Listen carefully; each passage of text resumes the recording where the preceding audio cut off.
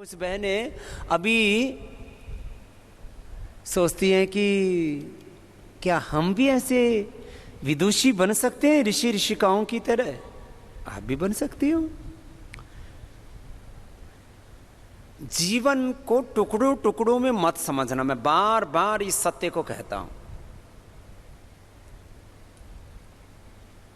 जीवन को, जगत को, किसी भी सत्य को, संगठन को, किसी भी जीवन के पहलू को ये अपने डायरी में नोट कर लो। टुकड़ों टुकड़ों में कोई भी सत्य समझ में नहीं आता है भाई बहनों। टुकड़ों टुकड़ों में पति को समझोगी तो पति को नहीं समझ पाओगी। टुकड़ों टुकड़ों में पत्नी को समझोगे तो पत्नी को नहीं समझ पाओगे।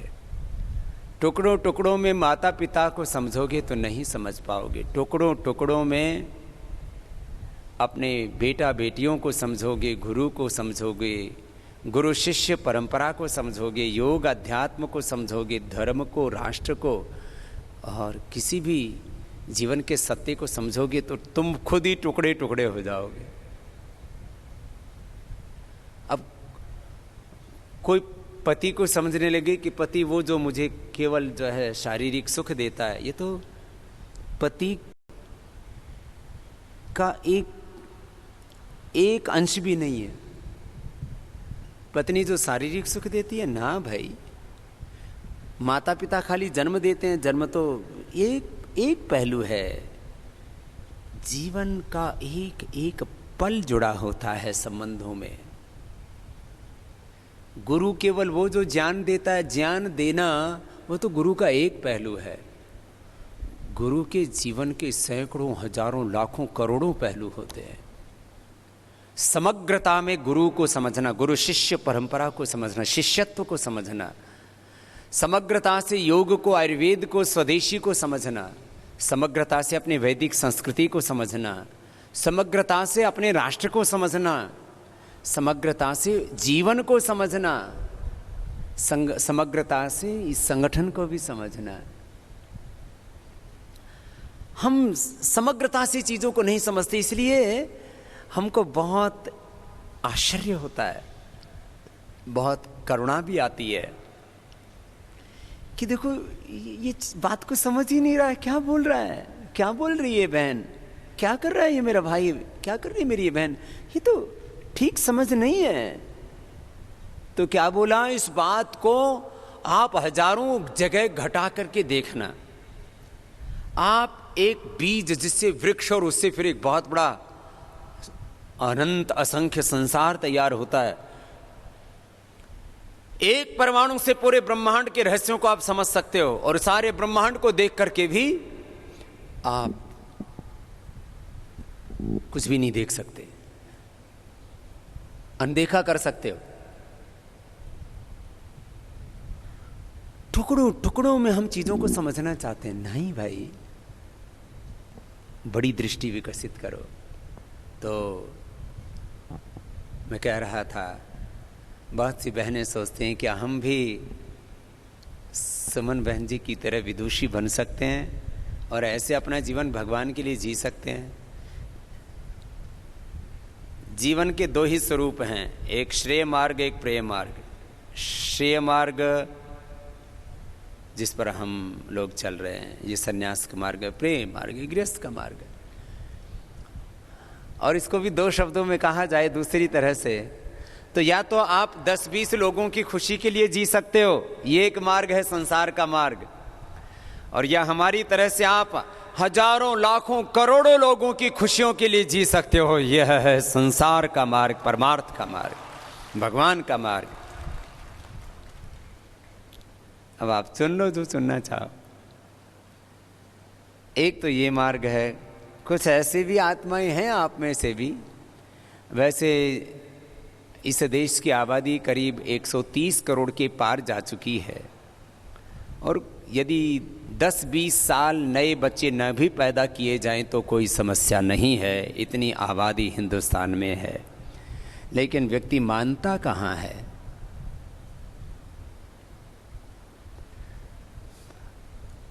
ये बहुत है, इतने भाई बहन है, क्या कुछ लोग इसी बात से दुखी हो जाते मेरी शादी नहीं हुई। और शादी हो जाए तो इस बात से दुखी हो जाते हैं कि बच्चे नहीं हुए, और बच्चे होता जाते हैं तो इस बात से दुखी हो जाते हैं कि लायक नहीं हुए, और लायक भी हो जाते हैं तो इस बात से दुखी हो जाते हैं कि बच्चे देश छोड़ के विदेश में चले गए। तुम्हारे दुख का तो कोई अंत है नहीं। हमको देखो, न शादी विवाह, न बच्चे, न किसी ने छोड़ा, न किसी ने पकड़ा, और हमने सबको ही अपना बना लिया। वो से लोग को इतने सुबक सुबक के रोते हैं, बाबू जी जीवन में अंधेरा ही अंधेरा है, सारी खुशियां हमारी टूट गई, जिंदगी ही बस पूरी दुखों से घिर गई है। चारों तरफ बाबा जी बस अंधेरा ही अंधेरा दिखता है। क्या है? बच्चे नहीं है। अरे मैंने कहा देखो हमको बच्चे नहीं, कितने अच्छे हैं। तो वो जो है ना, वो जो उसका रोना धोना बंद हो जाता है। बोले बात तो ठीक कह रहे बाबा जी, तुमने अपनी खुशियों को दूसरों में कैद कर दिया है। देखो, तुम गृहस्थ हो तो अच्छे पति बनना, अच्छी पत्नी बनना, अच्छे बच्चे पैदा करना, सब कुछ करना, लेकिन ये सब कुछ करते हुए मत भूलना तुम्हारी खुशियां बाहर नहीं, तुम्हारी खुशियां भीतर हैं। तुम किसी भी प्रकार से अपूर्ण नहीं हो, तुम स्वयं भी पूर्ण हो, और ये सारी सृष्टि में भी स्वयं सब जगह पूर्णता है। पति भी पूरे हैं, पत्नी भी पूरी है, बच्चे भी पूरे हैं, भगवान भी पूरे हैं, उनकी सारी सृष्टि ही पूरी है। पूर्णमदाः पूर्णमिदं पूर्णात् पूर्णमुदच्यते पूर्णस्य पूर्णमादाय पूर्णमेवावशिष्यते। तभी कुछ लोग इसका उल्टा ही अर्थ ले लेते हैं। इसका मतलब शादी विवाह ही नहीं करना, इसका मतलब बच्चे ही नहीं करना, और बच्चे हो गए तो उनसे प्रेम ही नहीं करना। बच्चे हो गए तो उनसे प्रेम ऐसा करो कि तुम जैसा कोई प्रेम करने वाला ना हो। लेकिन जो मैं कह रहा हूं उस बात को भी सुनो कि तुम्हारी पूर्णता किसी अन्य से नहीं है, तुम तो स्वयं में पूर्ण हो। मैंने सुबह कहा था ना, बार बार अपने स्वरूप में लौटने का अभ्यास करो। उच्च चेतना में, दिव्य चेतना में, भागवत चेतना में, आत्म चेतना में, ऋषि चेतना, गुरु चेतना में जियो। तुम स्वयं में पूर्ण हो। बाहर की सत्ता, संपत्ति, सम्मान, भौतिक सुख, सफलता, बाहर की समृद्धि, ऐश्वर्य, ये तुम्हें सुख नहीं दे सकता। और मैंने देखा दुनिया में जिनके पास में अपरिमित सत्ता, अपरिमित सामर्थ्य, समृद्धि, ऐश्वर्य, सम्मान, भौतिक सुख, सफलताएं, चारों ओर जिनके पास वैभव ही वैभव है, प्रॉस्पेरिटी ही प्रॉस्पेरिटी है, वो मैंने देखा अशांत हैं। कुछ दो ही तरह के संसार में लोग हैं, एक साधनहीन दुखी दरिद्र, एक साधन संपन्न दुखी दरिद्र। हम आपको साधनहीन दुखी दरिद्र भी नहीं देखना चाहते, हम आपको साधनहीन दुखी दरिद्र भी नहीं देखना चाहते, और साधन संपन्न दुखी दरिद्र भी नहीं देखना चाहते। हम आपको साधन संपन्न सुखी प्रसन्न देखना चाहते हैं। ये दृष्टि आपको मिले, और ये है योग की दृष्टि। जिसको खुशियां देखनी हो ना, तो मैं रास्ते में देखता हूं तो मुझे पत्ते, फूल, पेड़ पौधे, वनस्पतियाँ, ये सारी सृष्टि, ये मुझे ऐसे हंसती भी दिखती है। और किसी को डिप्रेशन होना तो उसको ऐसा लगता है देखो कितने पेड़ कितने उदास उदास हैं, इनके पत्ते हिल ही नहीं रहे। फिर उसको ऐसा लगता है देखो ये सब फूल कितने मुरझाए मुरझाए से हैं, ये मुस्कुरा ही नहीं रहे। इसको कोई भी देखो तो उसको ऐसा लगता है देखो ये बेचारा कितना दुखी है, ये देखो धरती कितनी सोनी सोनी है। उसको चारों तरफ ऐसे नैराश्य दिखता है, और जो भीतर से दिव्यता से भरे हुए होते हैं उनको सारी सृष्टि में भगवान का मूर्त रूप दिखता है। उनको सारी सृष्टि हंसती मुस्कुराती दिखती है, उनको सारी सृष्टि संगीतमय दिखती है, सारी सृष्टि भगवान की उपासना करती हुई दिखती है। आत्मदा बलदा यस्य विश्व उपासते, पूरा विश्व भगवान की वंदना कर रहा है। कौन कहे तेरी महिमा, कौन कहे तेरी माया, किसी ने है परमेश्वर तेरा, किसी ने परमेश्वर तेरा अंत कहीं न पाया।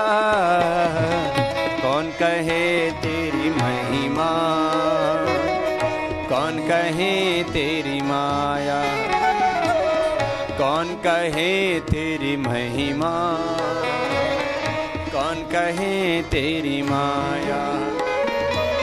अजर अमर अविनाशी कण कण में व्यापक है, अजर अमर अविनाशी कण कण में व्यापक है। सबसे पहला उपदेशक और अध्यापक है, सबसे पहला उपदेशक और अध्यापक है। गुरुओं का भी गुरु है ईश्वर, गुरुओं का भी गुरु है ईश्वर, ऋषियों ने फरमाया। कौन कहे तेरी महिमा, कौन कहे तेरी माया, ओ कौन कहे तेरी महिमा, कौन कहे तेरी माया। और अब किसी किसी को लगता है बोले बाबा जी वो जिस भगवान के बारे में इतनी महिमा आप गाते हो वो भगवान कहाँ है, उसका स्वरूप क्या है। गुरु के पास आते हैं तो गुरु प्रभु का दर्शन करवाते हैं ना। तो ये द्युलोक भगवान का सिर है, ये अंतरिक्ष लोक भगवान का उदर है, और ये पृथ्वीलोक भगवान के पैर हैं। ये उस विराट पुरुष की प्रतिमा है। भगवान की मूर्ति चाहिए ना तुम्हें, तो सुबह से शाम तक जब तुम्हारी आंख खुले तो चारों ओर भगवान ही भगवान दिखाना चाहिए। यह है भगवान की महिमा, यह है भगवान का स्वरूप, यह है भगवान का दर्शन। अब कुछ एक मूर्ति में, एक प्रतिमा मात्र में भगवान को मान लेते। प्रतिमा में भी है, लेकिन न तस्य प्रतिमास्ति, केवल प्रतिमा में ही नहीं है वो। उसका छोटा माप तो हो ही नहीं सकता ना। जो असीम है, अथाह है, अनंत है, अपरिमित है, वो एक मूर्ति मात्र में कैसे समा सकता है। उसमें भी है वो। लेकिन यस्य भूमि प्रमांतरिक्षम उतोदरम दिवम यशक्रे मूर्धनम तस्मै ज्येष्ठाय ब्रह्मणे नमः। कैसा हो परमात्मा, क्या है उसका स्वरूप। सारे सूरज चांद सितारे भी तुझ में हैं, सारे सूरज चांद सितारे भी तुझ में हैं। सभी समंदर सभी किनारे भी तुझ में हैं, सभी समंदर सभी किनारे भी। सबको ही गाना है और ऐसे हर समय भगवान का दर्शन करना, एक क्षण भी प्रभु का दर्शन छूटे नहीं, भगवान ओझल ना हो। यो मां पश्यति सर्वत्र सर्वं च मयि पश्यति, तस्याहं न प्रणश्यामि स च मे न प्रणश्यति। ईशावास्यमिदं सर्वं वासुदेवः सर्वं। सब जगह भगवान का दर्शन हो, ऐसी दृष्टि आज से ही पालो। अब एक क्षण भी भगवान ओझल ना हो तुमसे।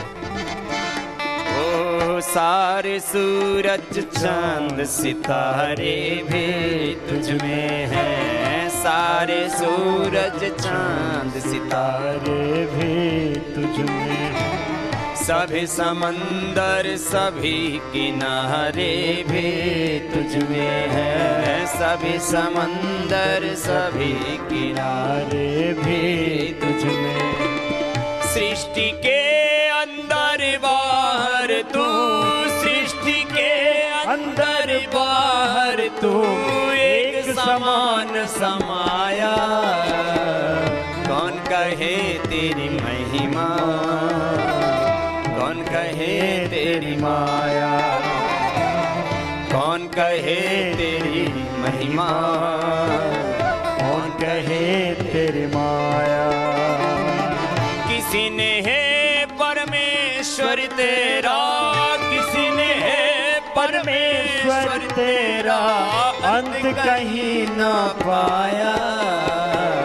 कौन कहे तेरी महिमा, कौन कहे तेरी माया, कौन कहे तेरी महिमा। कौन कहे तेरी माया, कौन कहे तेरी माया, कौन कहे तेरी माया।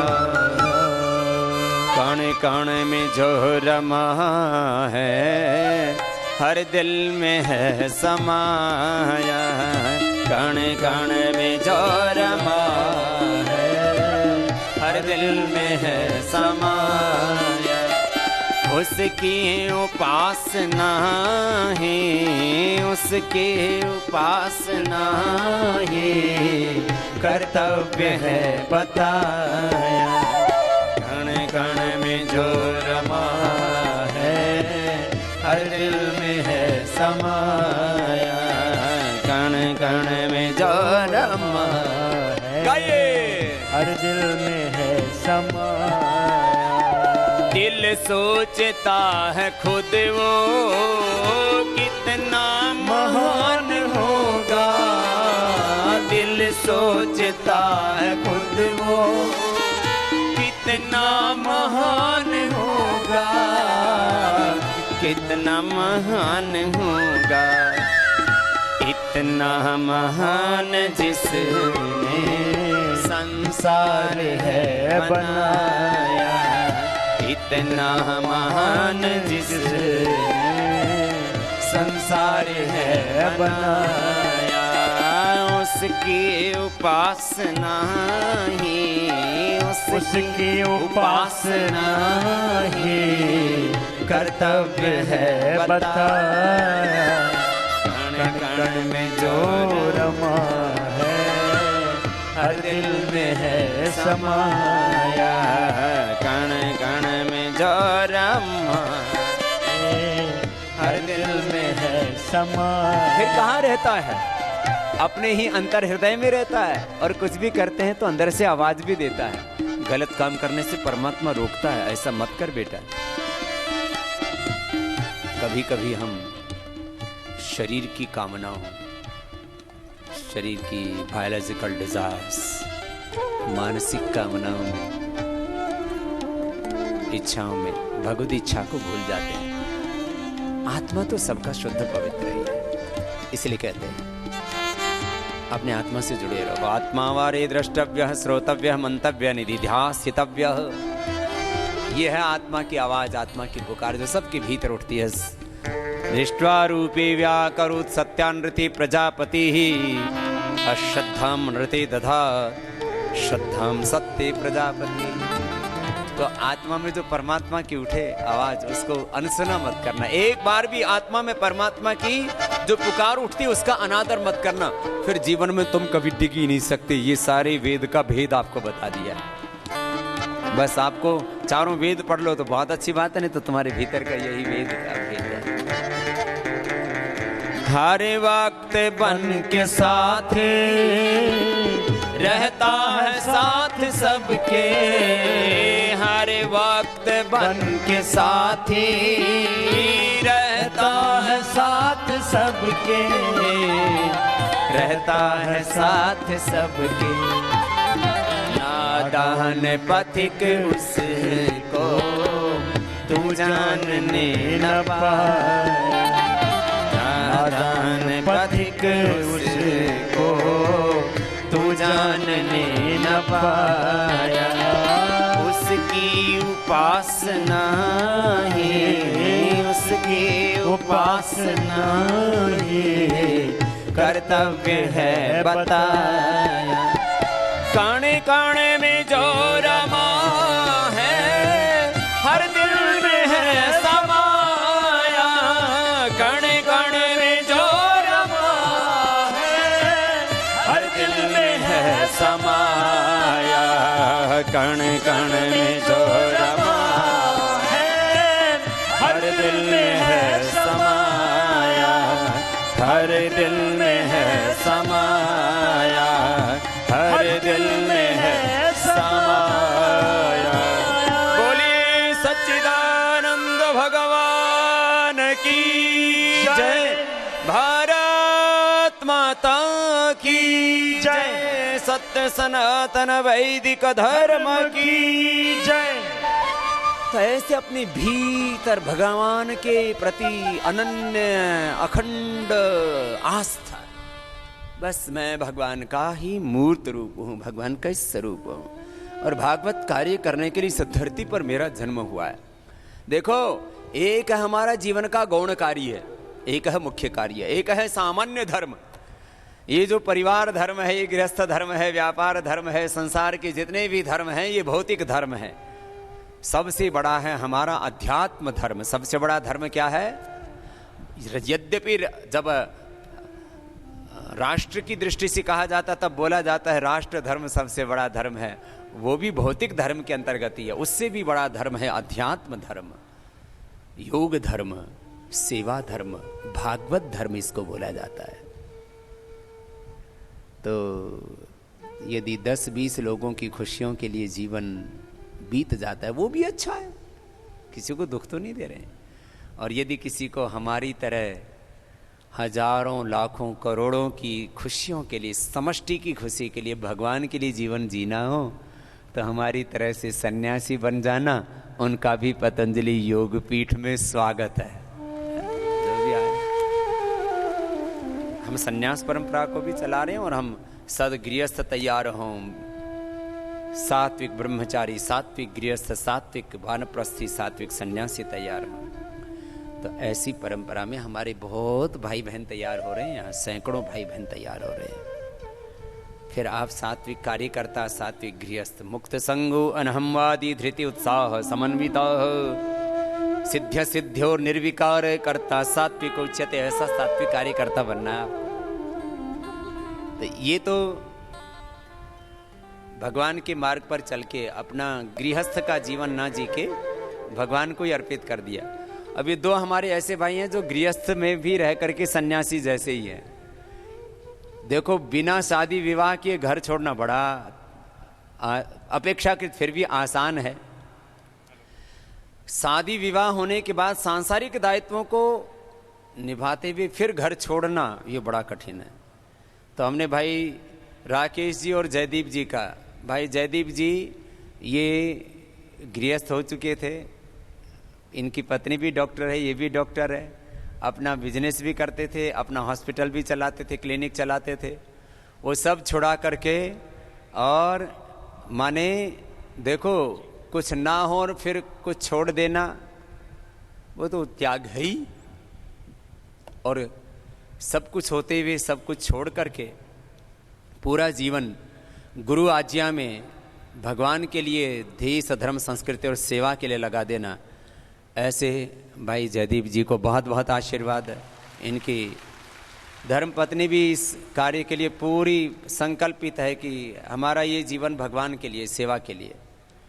ऐसे ही भाई राकेश जी हैं जो बहुत सीनियर इंजीनियर थे जिंदल ग्रुप में, और वहाँ से पूरा इकलौते ही संतान है अपने माता पिता के, और इकलौती संतान का ऐसे गृहस्थ होने के बाद और फिर सेवा के लिए जो है गृह त्याग कर देना और गुरु आज्ञा में देश धर्म संस्कृति और राष्ट्र की सेवा के लिए अपने आप को अर्पित करना, ये बहुत बड़ा निर्णय होता है। तो दोनों भाइयों के लिए हमारे बहुत बहुत आशीर्वाद। तो दो तरह के हमारे सेवा व्रती हैं, एक तो ब्रह्मचारी रह करके जिन्होंने सेवा का व्रत ले लिया है, ऐसे हमारे सैकड़ों ब्रह्मचारी भाई बहन यहाँ पर तैयार हो रहे हैं। भाई विनोद जी आदि आपके निरंतर संपर्क में रहते हैं, वो हमारे बहुत सात्विक। किधर है विनोद? अभी भी सेवा में ही लगा होगा कहीं ना कहीं है। माने सेवा का मूर्त रूप है उनमें, 18 घंटा सेवा करते हैं और ऐसा करके कितना सुख मिलता है ना। बोले बाबा जी आप पहले मिल गए होते ना तो हम शादी बिल्कुल नहीं करते, और बाबा जी आप हमको भी बुला लेते तो हम भी घर छोड़ के आ जाते। बात तो तुम्हारे मन में ठीक ही उठ रही है, तुम्हारे आत्मा की पुकार है, लेकिन फिर मन हिसाब किताब लगाने लगता है। और फिर बोल बाबा जी कहते हैं ये बड़ा कठिन मार्ग है। अच्छा, हमसे ज़्यादा सुखी कोई है दुनिया में? फिर कठिन किस बात का मार्ग है? हमसे ज़्यादा सुखी देश और दुनिया का ना तो कोई धनवान व्यक्ति है और ना कोई सत्तावान, चाहे एमएलए हो, एमपी हो, सीएम हो, पीएम हो, या दुनिया का कितना ही बड़ा कॉरपोरेट हाउस का आदमी हो, उसको भी हजारों लाखों करोड़ों चिंताएं लगी रहती हैं। यहाँ तो जो कुछ करते हैं, प्रातः प्रभृति सायं अंत यत् करोमि जगन माता तत्सर्व सर्वम तव पूजनम, जो करते हैं सब भगवान की पूजा मान करके करते हैं। सफलता दे या असफलता दे, सब उसका काम है, हमारा काम है। हाँ, हिसाब किताब लगा के काम नहीं करते, जो कर रहे हैं निमित्त मात्र भव सभ्य साची ना। बोले बाबा जी ये जीवन तो बहुत अच्छा है। तो तुम यदि कोई पूर्णकालिक कार्यकर्ता बन के सेवा कर पाए तो बहुत अच्छी बात है। गृहस्थ होकर के भी जिनके बच्चों के बच्चे हो चुके हैं, जिनके बेटा बेटियों के भी आगे संतति हो चुकी है, उनको भी सन्यासी जैसा सेवा का, तपस्या का, साधना का जीवन जीना चाहिए। मैंने कहा था ना, योग, यज्ञ, साधना, सेवा, पुरुषार्थ, परमार्थ, योग, कर्मयोग, बस यही सेवा ही जीवन का सत्य है।